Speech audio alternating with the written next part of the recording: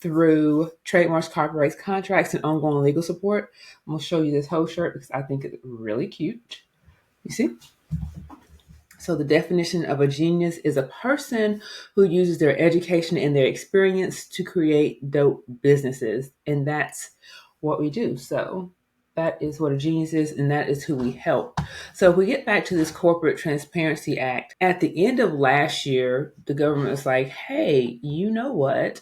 We're going to require all the businesses, a majority of the businesses, to let us know who the owners are. And this is because you have a lot of people who are into doing things like money laundering and trying to hide behind shell companies. And when a crime happens, you can't tell who is financially responsible for it because they're hidden. So now if you own, just for the purposes of this workshop, if you have an LLC, if you have a corporation, you may have to file what's known as a beneficial owner information report, BOIR. And so let's just kind of give a walkthrough. I did do a podcast about this earlier, but let's just kind of walk through what the corporate, what all that is. Welcome back to the Own Your Genius podcast, where we discuss building businesses, growing brands, and what else? Owning your genius. I'm your host, attorney LaConya Murray, owner of Off the Mark IP Solutions. Off the Mark is a boutique intellectual property firm representing innovative entrepreneurs, aka geniuses, who are looking to protect their brand and grow their business with ongoing legal support and business mentorship. We have a good one for you today, so let's get started.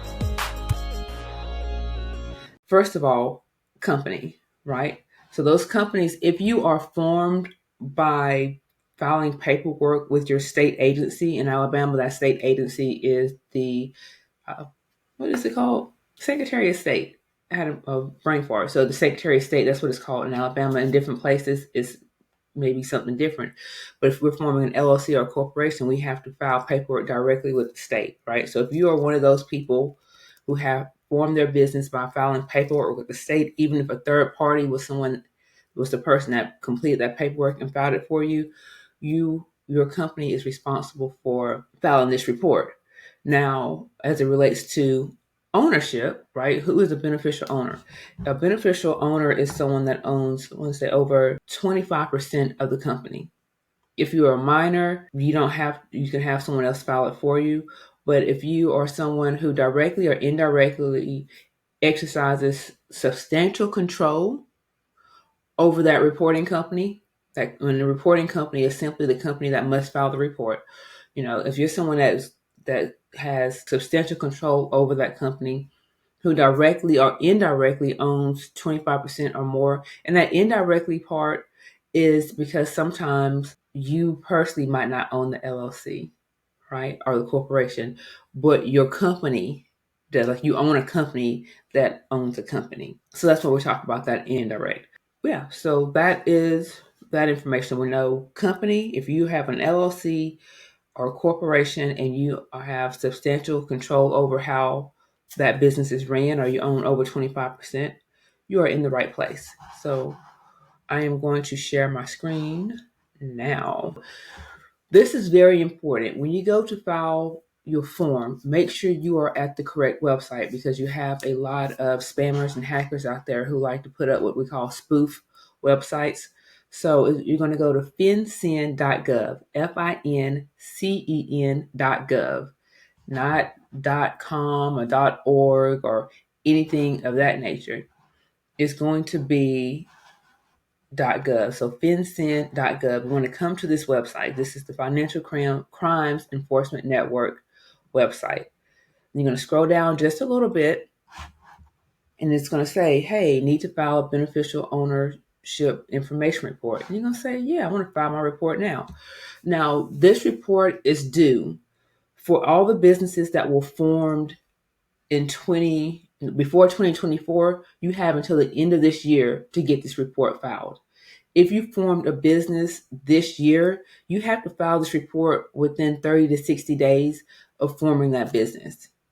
So this is it. And the reason that I'm doing this workshop is because I don't want you to pay outrageous sum of money for something that you can do in a few minutes. So to get started, what I want to make sure that you have, well, we're in the system first. We're here. and you have two things, BSA, BOI. We want BOI. And you can file this out two different ways. You can do it directly online, or you can download the PDF and upload it. I always just go do it online.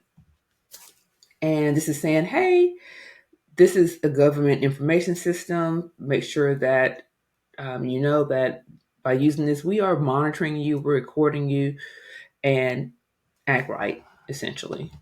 And don't expect any privacy, essentially. So before you get started, you're going to need some type of identifying number. That can be your driver's license, that can be your social security card, or something of that nature, or your passport.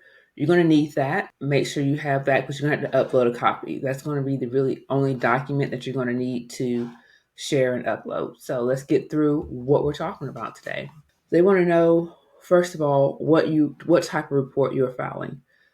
When it comes to this BOI report, you only have to file it once, unless there's a correction. So if there's a change in ownership or a change in name or something of that nature, you can come in here and file an update. Or when you filed your initial report, which is what we're doing today, if you filed your initial report but something was incorrect, you can go and you can correct that prior report. So this is that. Dates filed. This is telling you about all the privacy that you can expect not to have. All right. You don't need to fill out this part, the request to receive a FinCEN ID. You can skip that part. But you can come down here and put your company's legal name. When we talk about your legal name, and I'll just use my information. When we talk about your legal name, we mean the name that is registered with the state. So that name would be, in my case, it would be Murray Law Group, LLC. No commas and punctuations, because they don't like that. And then if you have an alternative name, a trade name, you can put it here. So off the mark, IP Solutions, right? And what type of tax identification number identifies your business? So either your social security number or your EIN number. And you want to put that information here.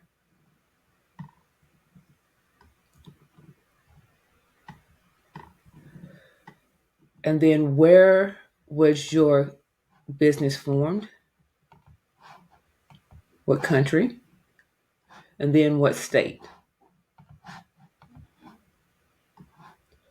Now this is important. When we talk about the address, they want the address where your company is located. So if you work from home, you have to put that address here. Don't put the PO box. Don't put that information there. You have to put the address. And I'm going to see if it'll let me skip, even though I haven't filled out stuff. Yay, good.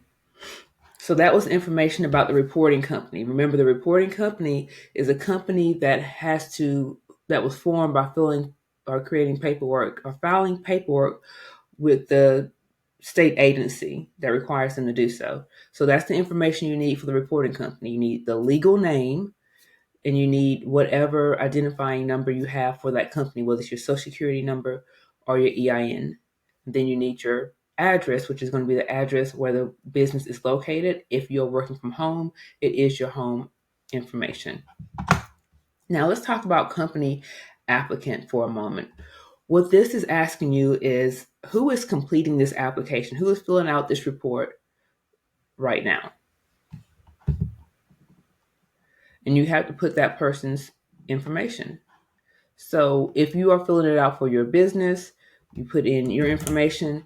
If you are in the business of completing this form for someone else, which people on this call are not, you're doing it for yourself, so we won't even worry about that. But you do have to put in your information. I don't know why I'm doing this, because I don't have to, but here we go. Then they're going to ask you what type of address are you using, your business address or your residential address. Because you are doing this for your business, you can put in your business address here now. And if at any time you have any questions, definitely let me know, and we will, and I get those addressed for you. All right.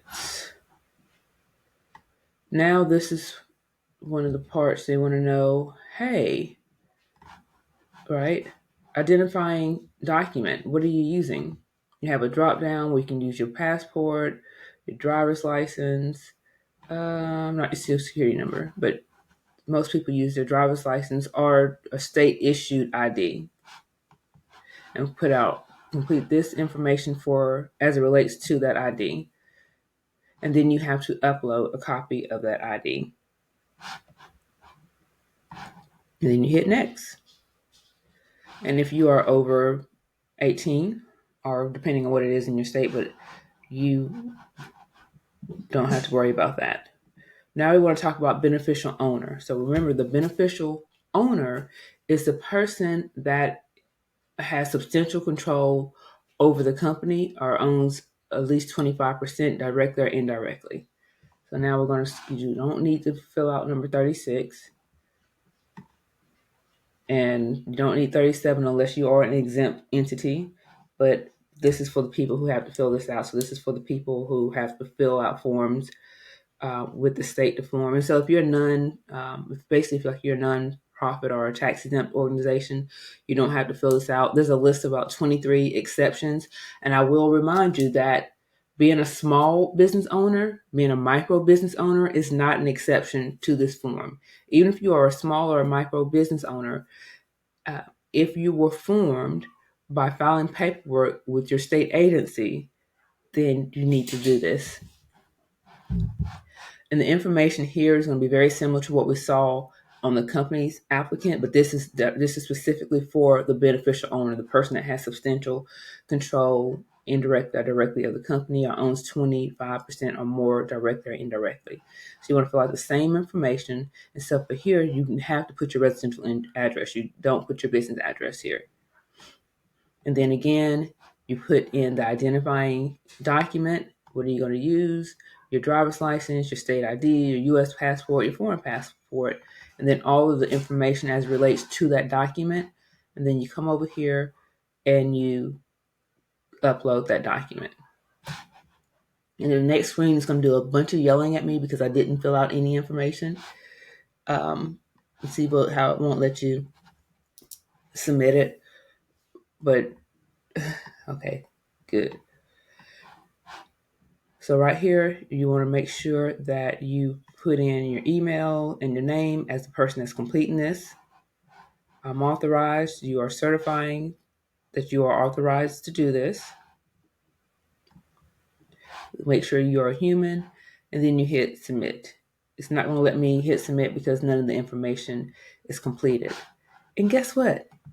That's it. So don't go paying people $200 and $300 to do what we just did in how much time? 7 minutes?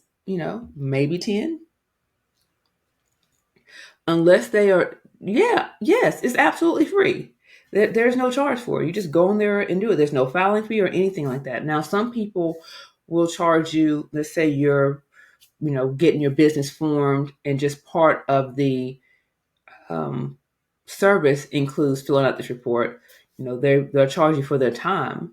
So if you're already paying someone to do something like form that business for you, or you have an attorney that you have that working relationship and they do things for you, that's fine. But don't go like, oh my gosh, I need this report done and I don't know how to do it, and now I got to pay someone, hundreds of dollars to get it done.